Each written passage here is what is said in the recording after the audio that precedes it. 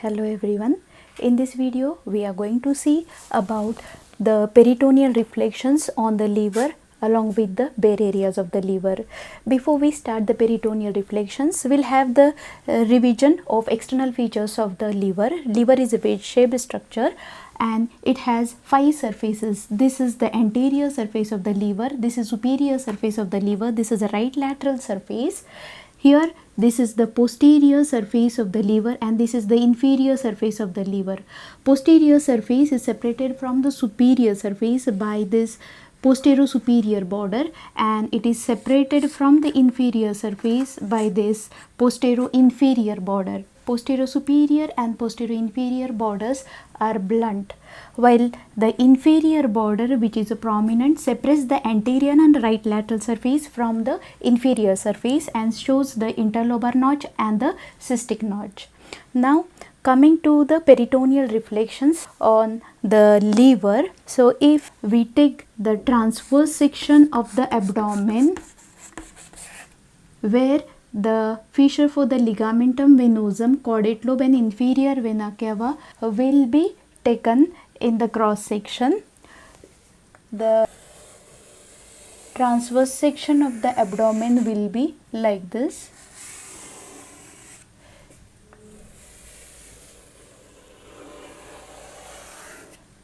So in this diagram, this is the anterior side, this is the posterior side, and this is the left side and this is the right side.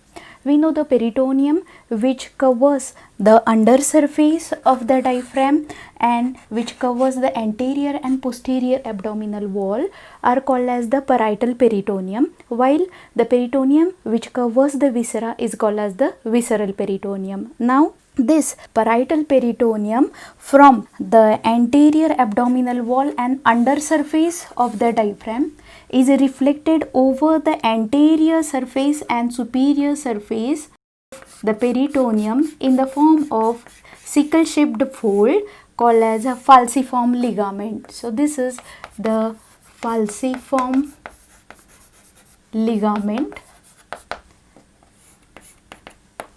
This falciform ligament is bilaminar structure. It has 2 layers, right layer and left layer, and get attached to the anterior and superior surface of the liver. If we draw here the transverse section of the liver, it will be like this. So here this is the fissure for ligamentum venosum, and here you get this is the caudate lobe of the liver. Here is the inferior vena cava. Here will be the stomach, spleen, and here the left kidney. Now the peritoneum, which is in contact with the wall, abdominal wall, this is the parietal peritoneum. This parietal peritoneum is reflected over the liver in the form of right and left layers of the falciform ligament. So for the right layer I am using green color, and for the left layer I am using yellow color. Now we will trace the right layer of the falciform ligament over the liver. So peritoneum of the right layer of the falciform ligament covers the anterior surface of the liver, right lateral surface of the liver and superior surface of the liver. It then winds around the inferior border of the liver to cover the inferior surface of the right lobe of the liver, where it covers the gallbladder. So if you remove the gallbladder, the fossa for the gallbladder on the liver is non-peritoneal surface. When the peritoneum reaches the lower part of the posterior surface of the liver, it is reflected over the right kidney, forming the inferior layer of coronary ligament. So here this is the inferior layer of coronary ligament. If you see, this peritoneum covers the inferior surface, and when it reaches the lower part of the posterior surface, it is reflected over the right kidney. Here is the situation of the right kidney on the posterior abdominal wall. The peritoneum gets reflected over the anterior surface of the kidney, right kidney, and this layer is called inferior layer of the coronary ligament, which forms the boundary of hepatorenal pouch. This hepatorenal pouch exists between the right kidney and the right lobe of the liver. Well, the peritoneum covers the superior surface of the liver, and when it reaches the upper part of the posterior surface of the liver, it is reflected over the under surface of diaphragm in the form of superior layer of the coronary ligament. If you see here, this peritoneum, it covers the anterior surface, it covers the superior surface and get reflected over the under surface of this diaphragm, and this is referred as superior layer of coronary ligament. In between these two, you get the largest bare area on the liver, and at the right end, this superior layer of coronary ligament and the inferior layer of coronary ligament, they meet each other, and this is called as the right triangular ligament. Now, the peritoneum sits over the caudate lobe to cover the caudate lobe. At the right margin of the caudate lobe, peritoneum is reflected over the diaphragm, while at the upper border of the caudate lobe, again the peritoneum is reflected over the diaphragm. At the left margin of the caudate lobe, this peritoneum enters into the fissure for the ligamentum venosum to cover the posterior lip and the posterior wall of the fissure for ligamentum venosum, and again comes out to form the posterior layer of the lesser omentum. While at the lower part of the caudate lobe of the liver, it get attached to the posterior lip of the porta hepatis and is reflected as the posterior layer of the lesser omentum. So that is about the reflection of the right layer of the falciform ligament. If we show the right layer of falciform ligament in this diagram, it covers the liver, and as here this is the bare area of the liver, it is not covering the bare area, it gets reflected over the wall of the abdomen and become continuous with the parietal peritoneum. Same layer covers the caudate lobe of the liver and then covers the posterior lip of the fissure for ligamentum venosum, posterior wall of the fissure for ligamentum venosum, and get reflected over the stomach in the form of posterior layer of lesser omentum. Now coming to the left layer. Left layer of this falciform ligament covers the anterior surface of left lobe of liver and superior surface of the left lobe of the liver. Near the posterior part of the superior surface of the liver, it is reflected over the diaphragm as the anterior layer of left triangular ligament. So this is the anterior layer of the left triangular ligament.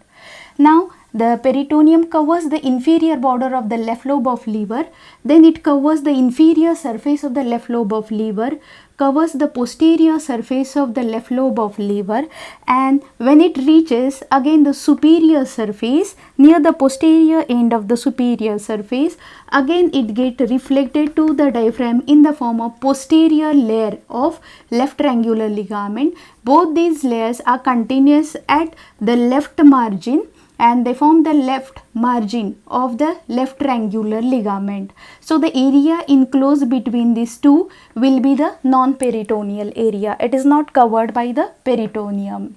While the peritoneum reaches the fissure for the ligamentum venosum, it will cover the anterior lip and anterior wall of the fissure for ligamentum venosum and get reflected over the stomach in the form of anterior layer of the lesser omentum. Same layer continues down and get attached to the anterior lip of the porta hepatis and will be reflected down in the form of anterior layer of lesser omentum. At the right end of the porta hepatis, these two layers are continuous with each other and then reflected down in the form of right free margin of the lesser omentum. If we see the tracing of this left layer of the falciform ligament on the liver, it covers the left lobe of the liver, and near the fissure for the ligamentum venosum, it covers the anterior lip and anterior wall of the fissure for ligamentum venosum and get reflected over the stomach in the form of anterior layer of the lesser omentum. So this is actually the lesser omentum. Now here the peritoneum covers the anterosuperior surface of the stomach, get reflected over the hilum of the spleen in the form of gastrosplenic ligament, and actually here this is the anterior layer of gastrosplenic ligament. It covers the spleen and comes back to the hilum of the spleen, and from the hilum of spleen it is reflected over the left kidney in the form of linorenal ligament. This ligament then covers the left kidney and then becomes continuous with the parietal peritoneum. Now if we trace the other layer, so it covers the posterior inferior surface of stomach and it forms the posterior layer of this gastrosplenic ligament. It reaches the hilum of the spleen, and from the hilum of the spleen it is reflected to the anterior surface of left kidney in the form of this linorenal ligament. It covers the left kidney, and then here you get the abdominal aorta. It covers the abdominal aorta and shows the structure like this. So here this area which lies behind the caudate lobe, behind the lesser omentum and the stomach, is called as lesser sac. So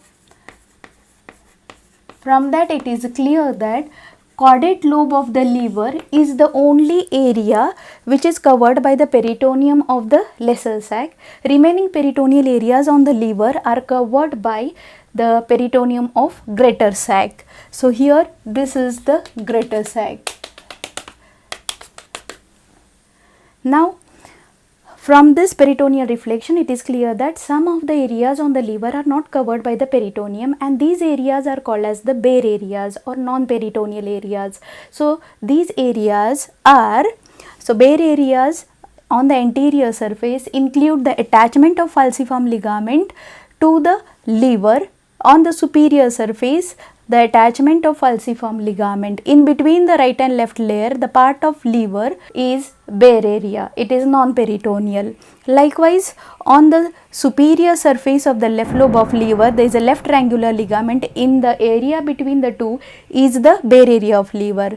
Other bare areas include fissure for the ligamentum venosum, porta hepatis, fissure for the ligamentum teres, fossa for the gallbladder, groove for the inferior vena cava, and the largest bare area on the posterior surface of the right lobe of the liver, which is bounded above by the superior layer of the coronary ligament, below by the inferior layer of the coronary ligament. Apex of the triangular bare area is formed by the right triangular ligament, and the base is formed by the groove for the inferior vena cava. This bare area is not covered by peritoneum, and from this diagram it is very clear that this bare area comes in direct contact with the diaphragm. It is related to the loose areolar tissue, branches of the right inferior phrenic artery, and the communication between the portal and the caval system of the veins. So that is about the reflections of the peritoneum on the liver. Thank you. This is the specimen of the liver. Now we are going to see about the peritoneal reflections on the liver. Before we start, once we will revise some features of the liver. Liver has 5 surfaces. This is the anterior surface, this is the superior surface, this is the right lateral surface, this is the posterior surface, this is the inferior surface of the liver. It has one prominent border, that is the inferior border, which shows 2 notches this notch is the interlobar notch which gives attachment to the ligamentum teres, and 5 cm to the right side you get the cystic notch which is related to the fundus of the gallbladder. In addition to that, we can see this is the groove for the inferior vena cava. This is the porta hepatis. This is the gallbladder. So, this is the fossa for the gallbladder. This is the caudate lobe of the liver which lies on the posterior surface, and this is the quadrate lobe of the liver which lies on the inferior surface. This is the fissure for ligamentum teres, and this is the fissure for ligamentum venosum. Now coming to the peritoneal reflections on the liver.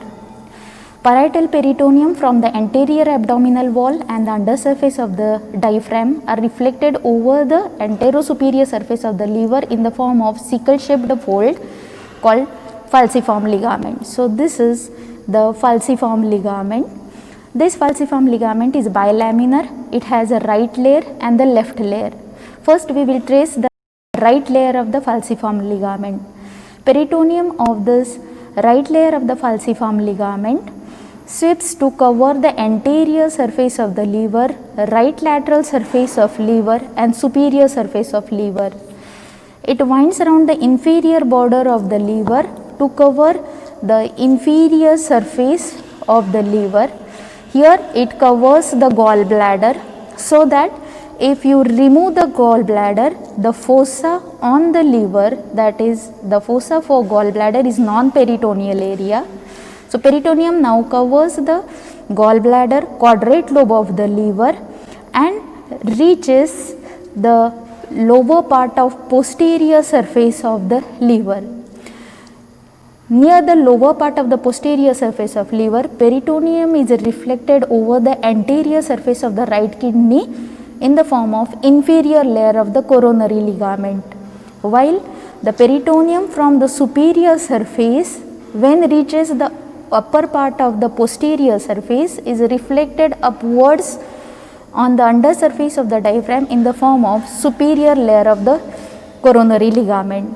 This superior layer of the coronary ligament and the inferior layer of the coronary ligament meet at the right end to form the right triangular ligament which attaches the right lateral surface to the undersurface of the diaphragm.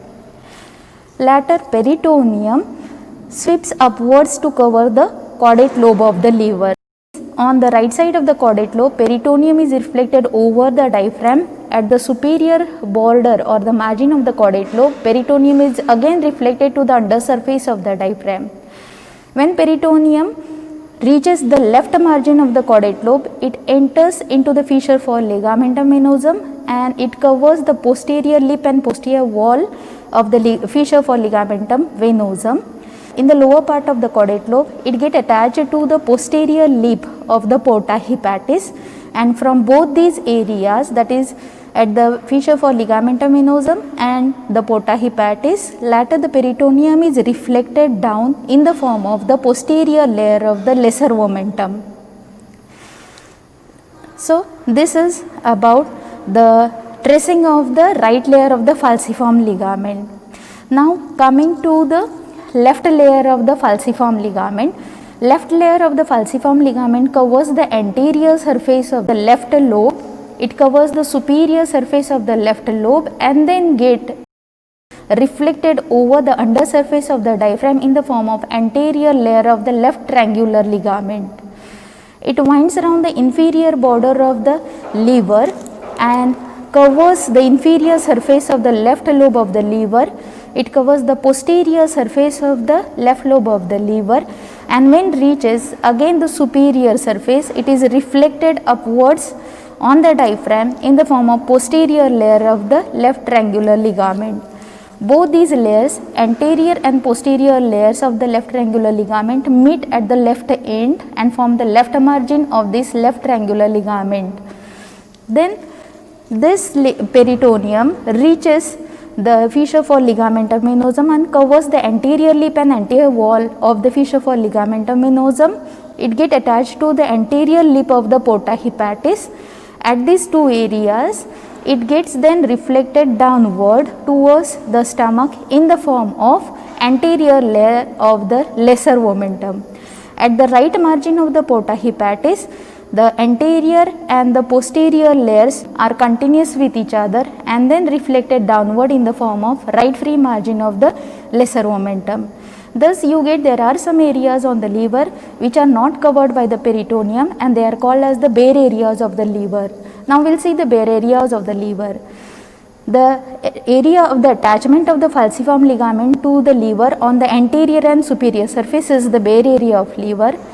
In between the anterior and posterior layers of the left triangular ligament, this area is also the bare area of the liver, which comes in direct contact with the diaphragm. On the posterior surface, there is a largest bare area on the liver, which is bounded above by the superior layer of coronary ligament, below by the inferior layer of the coronary ligament. Apex is formed by right triangular ligament, base of the bare area is formed by the groove for the inferior vena cava, and this bare area comes in direct contact with the diaphragm and is related to the branches of the right inferior phrenic artery and the communications between portal and the caval system of the veins. The groove for inferior vena cava is also the bare area. Another bare area is the fissure for the ligamentum venosum. Another area is the porta hepatis, and fossa for the gallbladder is the bare area on the liver, and last one, the fissure for ligamentum teres. So, these are the areas which are not covered by the peritoneum, and they are referred as the bare areas of the liver. That is about the peritoneal reflection on the liver.